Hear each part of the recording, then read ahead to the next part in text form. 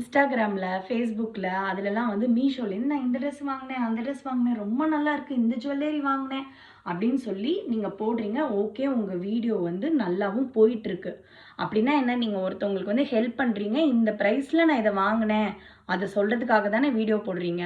அப்போ வீடியோ போடுற நீங்கள் உங்கள் வீடியோவும் நல்லா போயிட்டுருக்குன்ன போது டைரெக்டாக இந்த பேர் போட்டு சர்ச் பண்ணுங்கள் இதில் வாங்கினேன் அப்படிங்கிறத சொல்லாமல் என்னத்துக்கு நீங்கள் எனக்கு கமெண்ட் பண்ணுங்கள், கமெண்ட்டுக்கு கீழே லிங்க் கொடுக்குறேன், எதுக்கு இந்த வேலை?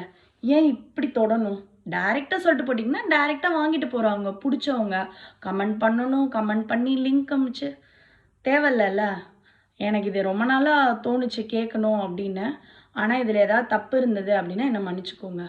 அதே மாதிரி மீஷோவில் அந்த ப்ராடக்டை கண்டுபிடிக்கிறதுலாம் ரொம்ப கஷ்டமே இல்லைங்க, ஈஸியாகவே கண்டுபிடிச்சிடலாம். ஆனால் இன்னொன்று, அவங்க சொல்கிற ப்ரைஸும் அங்கே போய் சர்ச் பண்ணி பார்த்தா அந்த ப்ரைஸும் நிஜமாகவே வேறையாக தான் இருக்குது. அவங்க 800 போட்டாங்க அப்படின்னா அங்கே வந்து 1000 தான் காமிக்குது.